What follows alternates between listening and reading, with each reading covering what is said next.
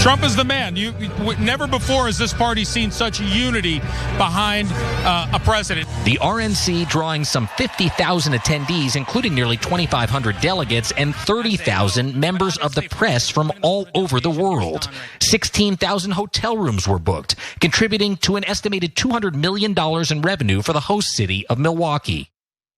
Well, if there was any doubt that money and politics are nearly indistinguishable these days, look no further than the Republican National Convention. Over 300 executives and lobbyists are currently in attendance at the RNC as guests of the Trump campaign, including over a dozen oil and gas CEOs or lobbyists and executives from major corporations like Comcast, Pepsi, and Lockheed Martin. They're all there.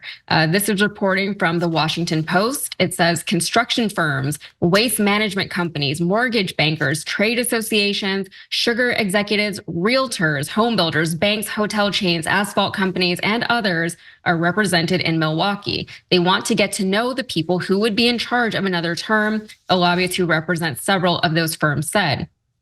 And high above the arena floor on a long, closed to the public concourse lined with wood-paneled luxury suites. Every night, it's like a cocktail party. That's what one person had to say who attended all 3 nights of the said concourse. It's donors, lobbyists, senators, members of Congress, and governors standing around outside talking and drinking. And of course, to get into those suites on the concourse, you have to write or pledge a hefty, hefty check. And in exchange for those hefty checks, they of course get access to all kinds of Republican leaders, including US senators and members of the House, top Trump campaign officials, and state governors. One donor said this about it. He said, "The thing that made my eye pop a little bit is the high concentration of Trump officials and elected officials in such a small space." It just has really been remarkable. And good for them. According to Reince Priebus, the chairman of the RNC host committee, corporations have raised $85 million for the GOP, setting a new record. So why has corporate America gone all in on the Trump-led GOP? Well, you know the answer, but let's hear it from one of them. Republican strategist Matt McGowiak explained it in plain and simple terms. He said, the big reason is the tax cuts. Is Biden going to extend the tax cuts? The answer is no. Trump is going to do it. They're going to put it on steroids.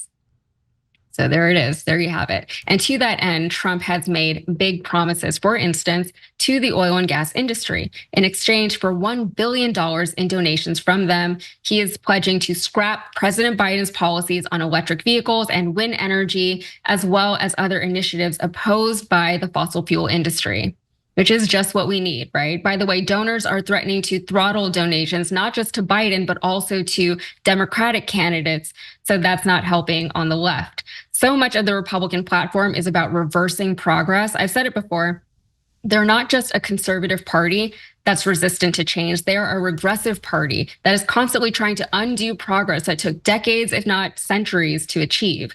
And do you guys remember when Trump said he was going to bring back coal and his supporters somehow thought that was a good thing? I'll never understand it. Republicans have brought back child labor. So I don't know, maybe we can get some kids sweeping chimneys again. Thanks for watching. Our audience has helped build TYT into the media giant it is today.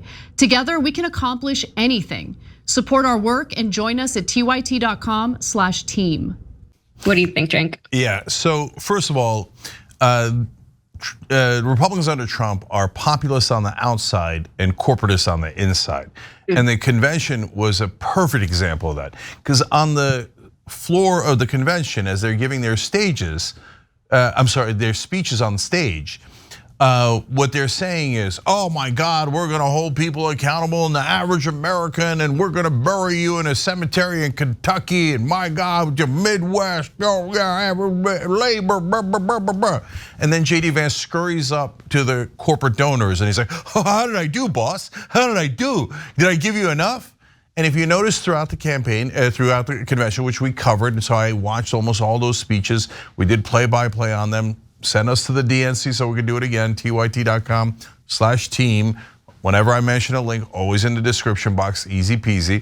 So as you watch those speeches, though, one of the things that they kept emphasizing over and over again, we're gonna drill more in America, we're gonna be energy independent, we're gonna be #1 again in drilling. Well, good news, bad news, we're already #1 in being energy independent, top oil and gas producer in the world. We have been under Obama, Trump, and Biden. So this idea that we're not drilling enough is absurd and very literally not true. The reason they're doing that is propaganda on behalf of the oil and gas company executives who are sitting in the executive suites at the convention. So that's the corporatists on the inside. So then JD Vance and the others go up there and go, how did I do, boss? How did I do? I told them to drill more. You guys are gonna get all of it. And Trump told them, give me campaign donations and I'll make sure there's no regulation. If you want, you could hurt your workers, you could hurt the community, you could hurt the environment. I don't give a damn. There's gonna be no rules, no laws. Robbers go wild, right? And by the way, do you know that we give over $20 billion in subsidies? That's money that gets taken out of our checks, every paycheck, and given to the most profitable companies in the world. Why? Because criminals like Republican politicians, while pretending to represent the average man, sell you out completely to those same oil and gas companies and take your money and just directly give it to them, let alone the drilling, let alone the anti-regulation, et cetera. But it's not just oil companies, guys. Everything is structured towards the donors. That's why they're like, oh, Ukraine, boo, no good. But Israel, oh, AIPAC, are we good, AIPAC, are we good? Yeah, Israel, you can take all the American money you want. $300 billion that America sent you is not enough. Oh, because we have a special relationship. Wink, right? So what happened to America first? Okay, now let's go to another one, the defense contractors. So Trump proposed Iron Dome for America. That would be a gargantuan amount of money. All of it goes to the defense contractors. And so, oh, I'm here to protect you. It's nearly impossible to build, but the defense contractors, while we fail to build it, will take trillions out of our pockets.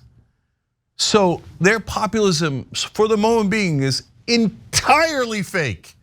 But right underneath it is, if you will, like tap into, if you drill a little deeper, you'll have a giant well of corporatism that gushes out. Jordan. Yeah, that's why it's so important for people to see through their rhetoric. And it was embarrassing to see some people fall for the populist or, oh, is the Republican Party turning pro-labor narrative that emerged, especially early in the RNC when Sean O'Brien, the head of the Teamsters, spoke. What a miscalculation there, like good Lord.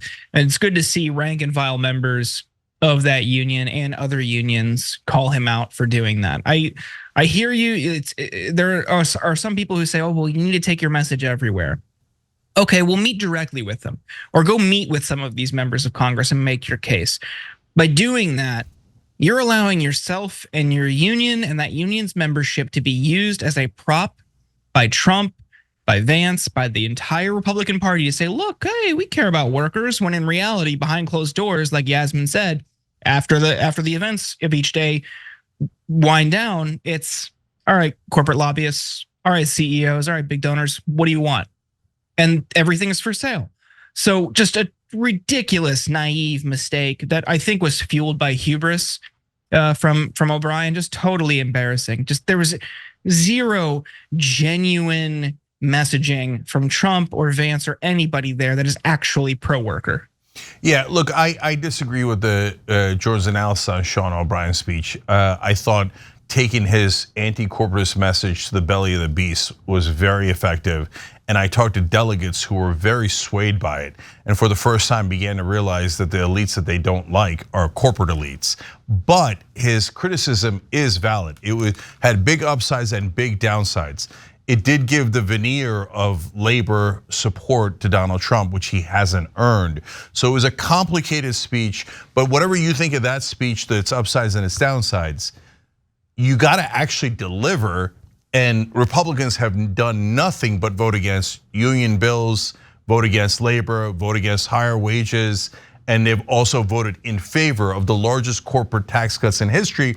And now the corporate donors, because they run the place and they feel like there's never going to be any accountability, are just flat out telling the press, oh yeah, we've switched back to Trump because he's going to give us corporate tax cuts on steroids while pretending to be for the average man. But also, one last point on that though. In his speech, Trump did talk about workers when he said that Sean Fain, the head of the UAW, should be fired.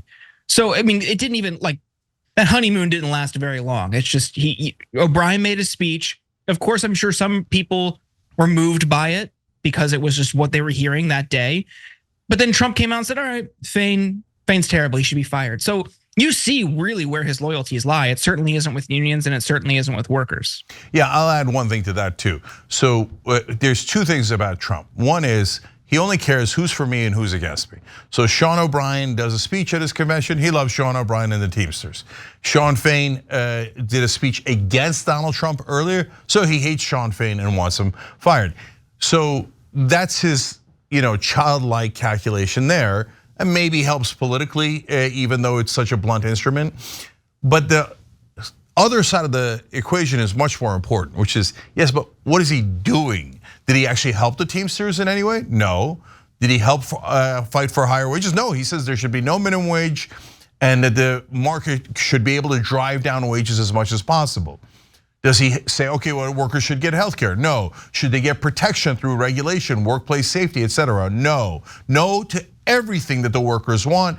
Yes to everything the corporations want. So if you're MAGA out there, or you're conservative or libertarian in any way, please look into his actual record. Show me one thing he's done for workers. He runs his mouth a lot. Oh, I'm not gonna let them ship jobs out. And I remember I did a positive video about that the left bit my head off when about in the beginning there was it air carrier or something like there was a refrigerator plant that was gonna move out and he threatened some sort of government action against them. And I was like, look, man, if he actually follows through on that, that's not such a bad threat. That would keep jobs here, and I'm in favor of that. You know what happened? He didn't follow through.